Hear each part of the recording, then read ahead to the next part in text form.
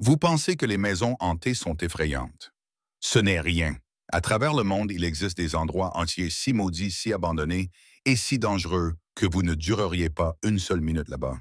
Des îles remplies de vipères aux villes englouties par le sable, et même un château où les légendes disent que personne ne sort indemne. Et juste quand vous pensez avoir tout vu, attendez d'entendre ce qui se cache sous les vagues. Cela va vous choquer. Numéro 20, l'île des poupées Mexique. On dirait que nous y sommes enfin. Nous sommes à l'île des poupées. Cela a commencé avec une poupée. Dans les années 1950, un homme nommé Don Julian Santana Barrera a déménagé sur une petite île dans les canaux de Xochimilco au Mexique. Un jour, il a trouvé le corps d'une fille noyée. Le lendemain, une poupée est apparue à la surface de l'eau. Pensant qu'elle lui appartenait, il l'a attachée à un arbre pour lui rendre hommage. Mais cela ne s'est pas arrêté là. Don Julian a affirmé qu'il a commencé à voir des ombres, entendre des voix et sentir que l'esprit de la fille n'était pas en paix. Au fil du temps, il a continué à entendre ces voix la nuit, des pleurs de filles comme des bruits étranges et des grattements, tout ça. Pendant 50 ans, il a collecté des poupées cassées, brûlées sans yeux ou membres et les a accrochées partout. Les habitants disaient qu'il choisissait les plus effrayantes pour se protéger du mal. Les touristes ont commencé à visiter. Ils juraient que les têtes de poupées tournaient, que les yeux s'ouvraient, que des chuchotements résonnaient. Pas de preuves, mais les légendes se sont répandues. Puis en 2001, Don Julian est mort dans le même canal où la fille s'était noyée. Certains disent que des sirènes lui ont chanté alors qu'il passait. Aujourd'hui, environ 4000 poupées y pendent. L'île détient même un record Guinness. Des bateaux continuent d'amener des visiteurs pour entendre son histoire et peut-être voir les poupées bouger. Mais pendant que Don Julian remplissait son île de poupées hantées, la nature construisait quelque chose de bien plus dangereux sur une autre île.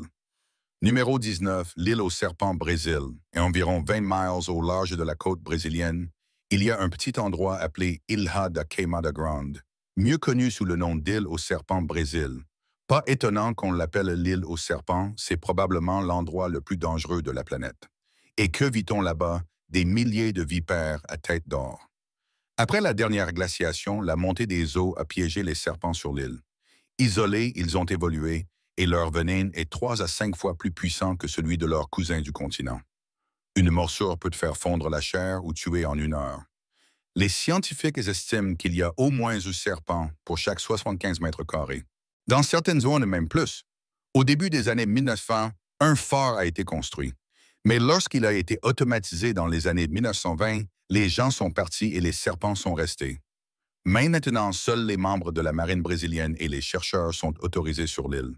Bien sûr, les histoires se sont répandues. Des trésors de pierres enterrés sous un sol infesté de serpents. Une famille de gardiens de phares anéantis par une nuée de vipères. Mais les scientifiques disent qu'il n'y a pas eu de décès confirmé. C'est une catastrophe d'origine humaine. Le véritable danger n'est pas mythique, il est biologique. Les serpents sont en danger critique d'extinction et l'île reste l'un des endroits les plus mortels de la Terre. Maintenant, en parlant de danger, cet endroit suivant n'avait pas besoin de vipères. Une seule lumière vacillante suffisait à terrifier les voyageurs pendant des décennies. Numéro 18. Tunnel de Moonville, Ohio. Dans les années 1850, le chemin de fer Marietta et Cincinnati a traversé les épais bois de l'Ohio. Un propriétaire terrien, Samuel Coe, leur a donné des terres gratuitement pour faire passer les rails. Cet accord a conduit au tunnel de Moonville. Une petite ville minière appelée Moonville a vu le jour autour de lui. Environ 100 personnes y vivaient. Mais la tragédie a suivi les trains. L'histoire la plus célèbre. Un agent de frein qui, ivre une nuit, a essayé de faire signe avec une lanterne pour arrêter un train. Il a glissé et a été décapité. Depuis lors, les gens disent que son fantôme agite une lanterne dans le tunnel. Et de nombreuses fois, quand vous allez au tunnel de Moonville, vous pouvez réellement voir la lumière orange se balancer d'avant en arrière. Une autre histoire parle de l'ingénieur Theodore Lawhead, tué dans une collision en 1880. Son esprit serait dit errer sur les voies. Dans les années 1940, les mines ont fermé. En 1947, la dernière famille est partie. Il ne restait que le tunnel et un cimetière. En 1941, des équipes de train ont même installé un feu de signalisation parce que les ingénieurs freinaient brusquement après avoir vu des lanternes fantomatiques à l'intérieur. La lanterne était mise en place pour que l'agent de frein puisse communiquer avec l'ingénieur, un peu comme les feux de circulation que nous avons aujourd'hui. Des décès réels et des légendes se confondent ici. Aujourd'hui, les randonneurs entendent encore des pas ou aperçoivent des lumières qui se balancent. Le tunnel se trouve maintenant sur un sentier ferroviaire de 10 miles, mais les histoires de fantômes n'ont jamais disparu. Et tandis qu'un seul tunnel garde sa part d'esprit, cet endroit suivant a été construit pour contenir des eaux des milliers d'entre eux. Numéro 17, Ussuaire de Sedlec, République tchèque. En 1928, un abbé cistercien a ramené de la terre de Golgotha et l'a répandue sur le cimetière de Sedlec en République tchèque. Cela a rendu le sol sacré. Lorsque la peste noire a frappé au milieu des années 1300, environ 30 000 corps y ont été enterrés. Les guerres hussites ont ajouté 10 000 de plus. Au début des années 1400, une église gothique a été construite au-dessus d'une chapelle inférieure et des eaux ont été empilées en dessous. La légende dit qu'un moine à moitié aveugle a arrangé les eaux en 1511 et a retrouvé la vue. Mais en 1870, les choses ont changé. Un sculpteur sur bois, František Rindind, a été engagé pour arranger les eaux de manière artistique. Le résultat, des guirlandes d'os, un lustre fabriqué avec presque tous les types d'os humains et un blason familial, tous sculptés à partir des morts. Aujourd'hui, on estime que 40 000 à 70 000 squelettes remplissent la chapelle. National Geographic a confirmé que ce lustre contient presque tous les os du corps humain. Pas de fantômes, pas de malédiction, juste un rappel glaçant de la mortalité. Chaque année, plus de 200 000 visiteurs marchent sous ce plafond rempli d'os repartant avec une histoire qu'ils n'oublieront jamais. Et tandis que ces os restent figés dans le temps dans un village japonais éloigné, la vie est partie, mais quelque chose d'autre a silencieusement pris sa place. Numéro 16, Nagoro, village des poupées Japon. Nagoro était autrefois un village animé sur l'île de Shikoku au Japon. Environ 300 personnes y vivaient autrefois. Mais en 2015, il ne restait plus que 27 habitants. C'est alors que Tsukimi Ayano est revenue pour s'occuper de son père. Elle a remarqué des maisons vides des champs et le silence. Elle a donc fabriqué une version épouvantail de son père en utilisant de la paille et de vieux vêtements. Les habitants l'ont même saluée comme si elle était réelle. De là, Tsukimi a continué. Aujourd'hui, plus de 350 poupées à taille réelle se tiennent dans le village, chacune avec une histoire, un nom et de vrais vêtements. Certaines sont assises dans des salles de classe, d'autres à des arrêts de bus, d'autres dans des champs. Même une école fermée en 2012 contient des poupées habillées comme ses derniers élèves. Les touristes ont commencé à visiter attirés par cette vue étrange. Les mythes qualifient Nagoro de maudit ou hanté, mais il n'y a aucune preuve de fantôme, la vérité. C'est une histoire de chagrin de mémoire et la manière créative d'une femme de garder sa communauté vivante. Comme je l'ai dit, ces poupées sont partout dans la ville. Ici, je suis juste un peu plus loin sur la route. Dans un village en déclin, les poupées dépassent désormais les vivants et regardent silencieusement les visiteurs passer. Numéro 15, Helltown. Cela ressemble à un endroit que l'on verrait dans un film d'horreur Helltown, Ohio. Mais voici ce qui s'est réellement passé. En 1806, le township de Boston a été colonisé et est devenu plus tard Boston Mills. La ville a prospéré dans les années 1820 grâce aux canaux puis à un chemin de fer. Avançons jusqu'en 1974, lorsque le président Ford a signé une loi permettant au National Park Service d'acheter des terres privées pour la conservation. Le 27 décembre, la vallée de Cuyahoga a été choisie. Des familles ont été forcées de partir. Les maisons ont été condamnées ou brûlées pour des exercices d'incendie. Des habitants en colère ont même griffonné « Maintenant, nous savons comment se sont sentis les Indiens » sur certains murs. Au fil du temps, des mythes se sont répandus. Culte satanique à l'église bus scolaire, hanté, serpent mutant. Mais voici la vérité. Les croix à l'envers, juste des designs d'églises gothiques. Mais beaucoup de gens spéculent que l'église était le foyer d'un culte qui menait des messes noires et pratiquait des sacrifices humains. Le bus scolaire. Une famille l'a utilisé pendant qu'elle réparait sa maison. Quant aux serpents mutants, des tests ont montré des éruptions cutanées typiques, pas des mutations. Des routes comme Fin du monde sont simplement escarpées et sinueuses. La véritable histoire, une communauté déplacée, des maisons laissées derrière et des légendes remplissant le silence. Maintenant, pendant que les fantômes de Helltown n'étaient que des rumeurs, cette prochaine île en Italie cache une histoire bien plus sombre sous les mythes. Numéro 14, Poveglia, Italie. L'histoire de Poveglia commence longtemps enregistrée en l'an 421, lorsque des réfugiés de Padoue et d'Est ont fui les invasions et s'y sont installés. Au 9e siècle, elle est devenue fortifiée, protégeant finalement la lagune vénitienne. Mais en 1776, l'île a été réutilisée, transformée en lazaret, une station de quarantaine pour les victimes de la peste. Pendant les épidémies, plus de 100 000 personnes ont été envoyées ici pour mourir. Des fosses communes ont été creusées. Des corps ont été brûlés. En 1922, un hôpital psychiatrique a ouvert. C'est alors que les mythes ont pris racine. Des histoires d'un médecin fou pratiquant des lobotomies puis sautant de la cloche. Mais les dossiers ne montrent aucune preuve. Les archéologues ont découvert des os de peste de la terre entassés dans des mâchoires, une pratique funéraire pour éloigner le mal. La vérité est suffisamment sombre. Poveglia était une île de la mort. D'abord pour la peste, ensuite un asile maintenant abandonné. Les chasseurs de fantômes racontent des histoires d'esprits et de malédictions, mais aucune activité paranormale vérifiée n'a été enregistrée. L'horreur réelle, des générations de douleurs enfouies dans ces chambres silencieux. Et en parlant de choses enterrées sous l'eau, cette prochaine découverte en Chine a révélé une ville entière oubliée sous un lac.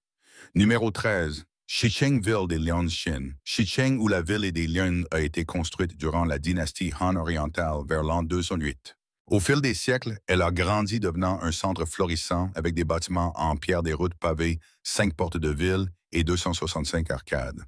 Puis est arrivé 1959. Le gouvernement chinois a construit le barrage de la rivière Tinan, créant le lac Tiandao.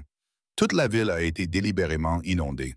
Environ 300 000 personnes ont été relocalisées et la ville a été submergée sous environ 40 mètres d'eau douce.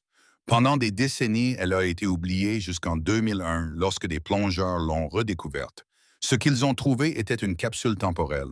Des lions gardiens, des sculptures de dragons des arcades, tous parfaitement préservés sous le lac clair. En 2011, la National Geographic chinoise a publié des images époustouflantes. Maintenant, Shesheng est un site protégé. Des plongeurs visitent entre avril et novembre. Bien sûr, les mythes l'appellent l'Atlantide de la Chine ou une ville hantée, mais la véritable histoire est plus puissante. Maintenant, d'une ville sous l'eau à une prison construite pour enterrer des hommes vivants, cette prochaine histoire nous mène au cœur sombre du Tennessee. Numéro 12. Pénitencier de Brushy Mountain, Tennessee.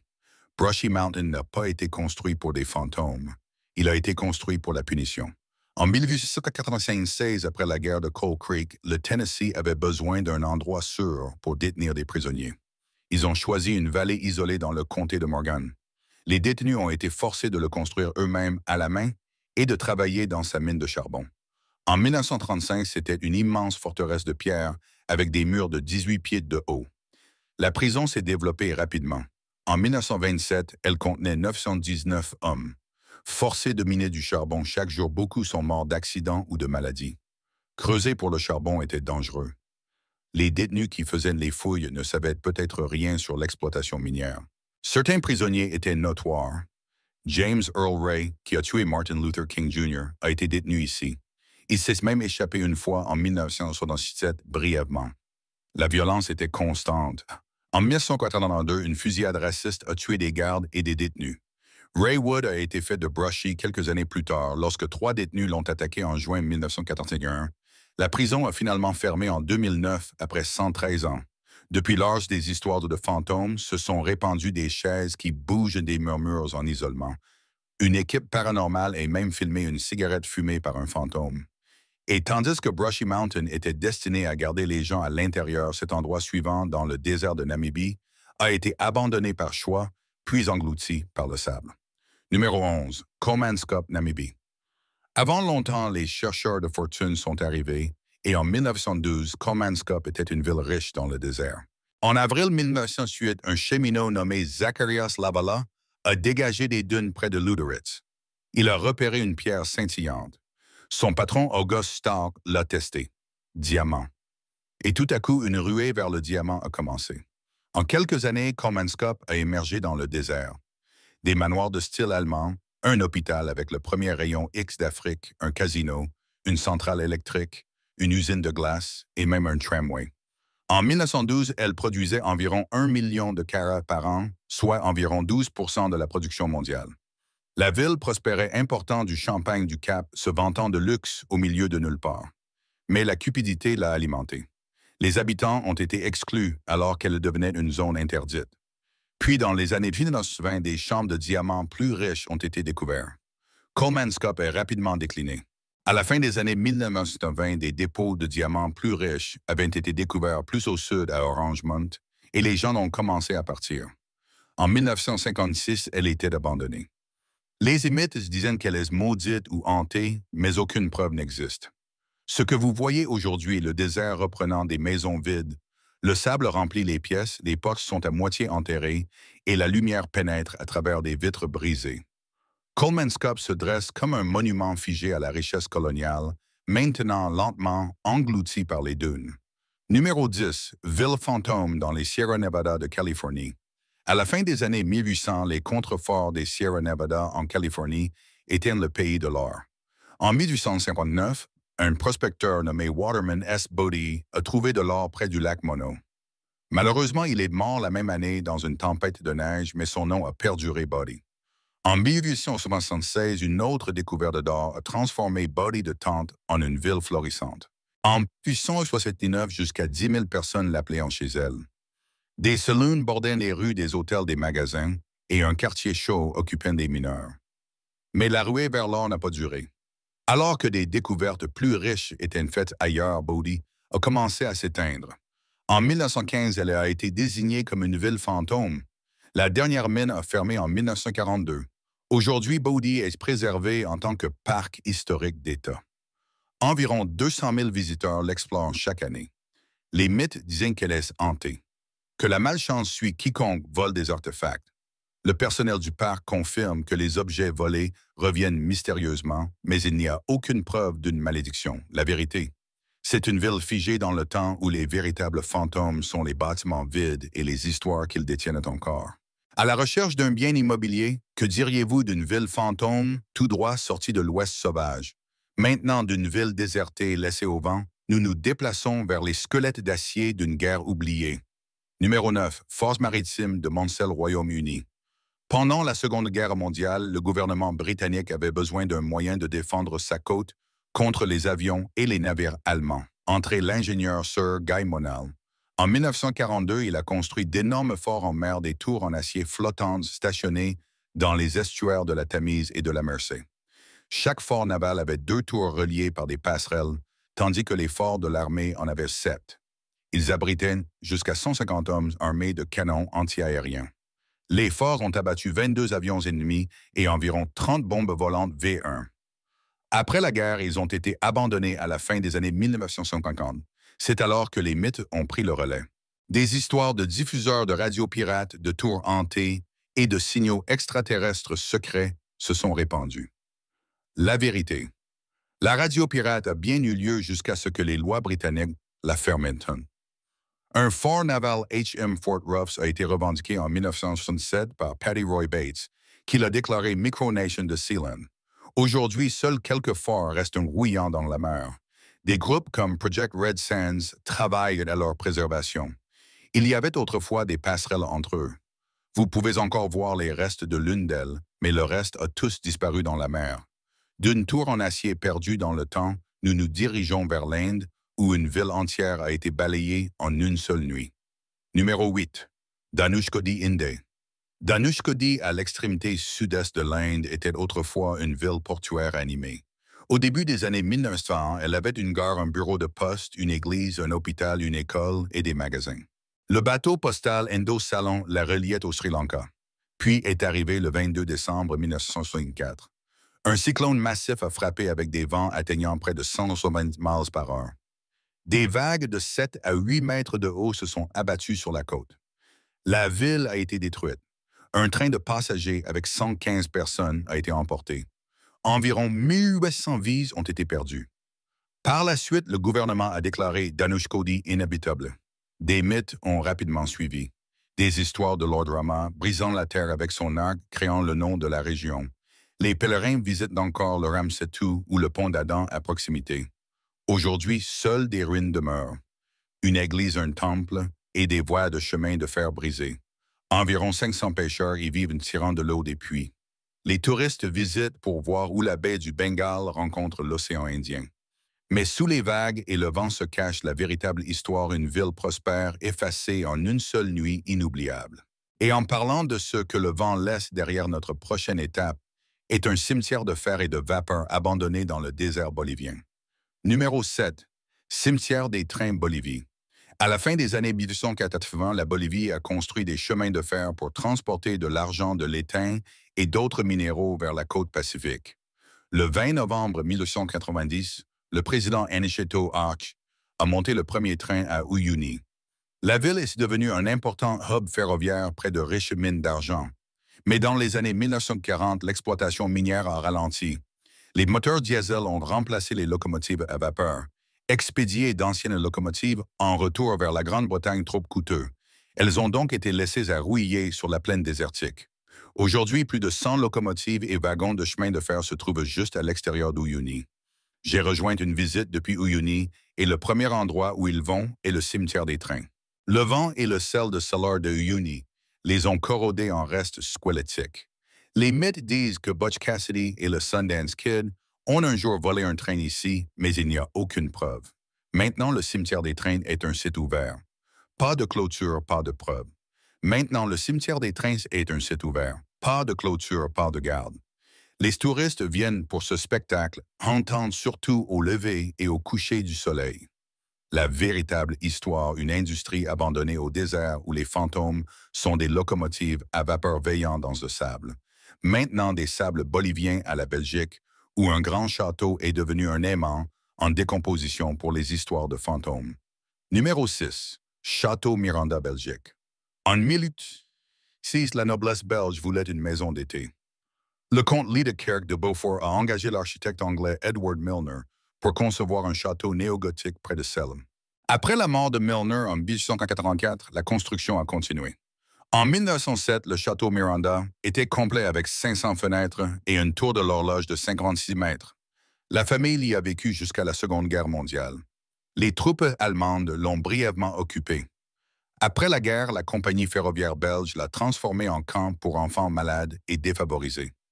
Renommé Château de Noisy, il a accueilli jusqu'à 200 enfants, mais à la fin des années 1970, le camp a fermé. À partir de 1991, le château est resté abandonné. Des incendies, des tempêtes et la négligence ont suivi. Des explorateurs et des chasseurs de fantômes ont afflué. Les mythes parlaient d'une dame blanche hantant les couloirs de malédictions sataniques, de cris mystérieux, mais aucune preuve ne soutient cela. La véritable histoire, une grande maison trop coûteuse à sauver. En 2016, la démolition a commencé. En 2017, la tour est tombée. Aujourd'hui, le château Miranda n'existe plus que dans la mémoire et dans les photos de ceux qui ont osé parcourir ces couloirs en décomposition. Numéro 5. Île Ashima. L'île Ashima, mieux connue sous le nom d'île de Cuirassé, se trouve au large des côtes du Japon. Son histoire a commencé au début des années 1800 lorsque le charbon a été découvert. En 1887, Mitsubishi avait acheté l'île et a commencé une exploitation minière sérieuse. L'île a grandi des murs en béton armé et des immeubles d'appartements de 9 étages ont été construits pour se protéger contre les taifons. Cet endroit est connu sous le nom d'île de Cuirassé, a.k.a. Gunkanjima ou Ashima. En 1959, plus de 5000 personnes vivaient sur seulement 16 acres, l'une des densités de population les plus élevées de l'histoire. Les familles avaient de l'électricité et même la télévision. Mais derrière ce progrès se cachait une vérité plus sombre. Dans les années 1930 et pendant la Seconde Guerre mondiale, des travailleurs forcés de Corée et de Chine étaient contraints de travailler dans des conditions brutales. Beaucoup sont morts d'accidents ou de famine. En 1965, le charbon s'est épuisé. Mitsubishi a fermé la mine. L'île a été abandonnée du jour au lendemain. La nature a pris le relais. En 2015, Ashima a été ajouté à la liste du patrimoine mondial de l'UNESCO avec la vérité inconfortable sur son passé. Certains l'appellent l'île de l'enfer, d'autres l'appellent l'île de la prison. Les fantômes dont les gens parlent ne sont pas paranormaux. Ce sont les souvenirs de vraies souffrances collées dans le béton. Et d'une île de travail forcé, nous passons à une ville américaine oubliée qui s'est lentement éteinte pendant que les mythes tentaient de combler les lacunes. Numéro 4. Union Level Virginie. Union Level Virginie n'est pas née en un seul instant. Elle a simplement grandi. En 1836, elle a commencé comme une petite station de pesée. Le bureau de poste a ouvert cette année-là. En 1890, l'arrivée du chemin de fer Atlantic et Danville a donné une nouvelle vie. Keith Dodson, ici dans la petite ville fantôme d'Union Level, Virginie. Les habitants appelaient cela la ville fantôme la plus photographiée de Virginie. Bientôt, il y avait des magasins, des barbershops, une pharmacie, une banque, une maison d'hôtes, une salle de danse et un dépôt. Les samedis étaient chargés. Les agriculteurs remplissaient les rues, achetant des fournitures et remplissant des réservoirs d'essence. Mais la Grande Dépression a frappé durement. Les entreprises ont fermé. Le chemin de fer a cessé ses activités dans les années 1980. En 1990 même, le bureau de poste avait disparu. Aujourd'hui, il ne reste que quelques devantures de magasins condamnés. Les médias disent que la ville est tentée. Certains parlent de malédiction, mais la vérité est plus silencieuse. C'est juste une ville rurale laissée par le temps et les économies changeantes. Le silence étrange provient de décennies de négligence, pas de force surnaturelle. Et si une ville décolorée laisse derrière elle des rues vides, cet endroit suivant laisse derrière lui un vaste complexe hospitalier où les murs eux-mêmes semblent se souvenir. Numéro 3. Bielitz Heilstätten, Allemagne, construite en 1898. Bielitz Heilstätten était un immense complexe hospitalier conçu pour lutter contre la tuberculose. En 1902, il comptait 600 patients. Pendant la Première Guerre mondiale, il a servi d'hôpital militaire. Dans les derniers jours de la Seconde Guerre mondiale, il était utilisé comme hôpital militaire. Un jeune Adolf Hitler y a été soigné en 1916. Après la Seconde Guerre mondiale, les Soviétiques ont pris le contrôle, l'utilisant comme leur plus grand hôpital militaire en dehors de l'URSS. Ils sont finalement partis en 1995. Depuis lors, le complexe abandonné est devenu un aimant pour les histoires de fantômes. Certains disent qu'il est hanté. D'autres affirment que des rituels sataniques s'y sont déroulés. Mais les responsables qualifient cela de conte de fées. La véritable histoire Bielitz est un vestige en décomposition de l'histoire médicale. Ses longs couloirs, sa peinture écaillée et ses pièces vides attirent des explorateurs urbains, pas des esprits. Ces dernières années, certaines parties du site ont été rénovées. Un parcours dans les arbres a ouvert en 2015. Certains bâtiments servent maintenant de musée ou d'espace résidentiel. Et tandis que les murs de Bielitz tiennent encore cette structure suivante, n'a pas survécu à la colère de la nature. Elle est devenue un symbole mondial de destruction du jour au lendemain. Numéro 2. Montagne russe Starjet, États-Unis. Les montagnes russes Starjet ont été construites en deux dos à Seaside Heights, New Jersey. Elles n'étaient pas énormes, juste 52 pieds de haut avec une chute de 45 pieds. Mais lorsque l'ouragan Sandy a frappé le 29 octobre 2012, elles sont devenues quelque chose de totalement différent. La tempête a détruit une partie de la jetée, envoyant le Starjet s'écraser dans l'Atlantique. Cette montagne russe s'appelle Starjet et a fonctionné à Casino Pier jusqu'en 2012 lorsque l'ouragan Sandy l'a détruite. L'acier tordu est resté étrangement intact dans les vagues, une image vue dans le monde entier. Un homme a même pagaillé pour planter un drapeau américain dessus, sensibilisant aux efforts de récupération. Les autorités ont démonté les montagnes russes en mai 2013. Le gouverneur Chris Christie et même le prince Harry ont visité lors de son retrait. Le Starjet a été remplacé par la montagne russe Idrus en 2017, construite à l'intérieur des terres pour éviter de futures tempêtes. Les mythes selon lesquels les montagnes russes sont hantées ne sont que cela des mythes. Et en parlant d'héritage en hausse, notre dernière étape nous mène en Argentine où, sous de grands tombeaux en marbre, des histoires à la fois belles et tragiques attendent. Numéro 1. Cimetière de la Recoleta, Argentine, ouvert le 17 novembre 1822. Le cimetière de la Recoleta à Buenos Aires a commencé sa vie comme un jardin de couvent converti.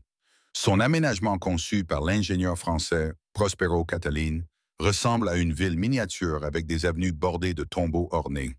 Le cimetière abrite plus de 4600 voûtes. 94 sont désignés monuments historiques nationaux. Des figures notables reposent ici, dont Eva Perón. Mais ce sont les mythes qui attirent également les visiteurs. Le plus célèbre, la jeune mondaine de 19 ans, Rufina Cambacaris, prétendument enterrée vivante en 1902. Des travailleurs ont ensuite entendu des bruits de grattement. Lorsque son cercueil a été ouvert, des marques ont été trouvées à l'intérieur. Aujourd'hui, sa statue semble ouvrir la porte du mausolée. Une autre légende parle de la dame en blanc vue pleurant la nuit. Mais les autorités disent que de telles histoires sont du folklore, pas des faits. Alors maintenant, vous avez vu les endroits où même le temps semble avoir peur de rester. Mais dites-moi, oseriez-vous mettre les pieds sur l'île aux serpents? Marcheriez-vous dans un tunnel où des lumières se balancent sans personne là? Laissez vos pensées ci-dessous. Vous ne voudrez pas manquer ce qui arrive ensuite.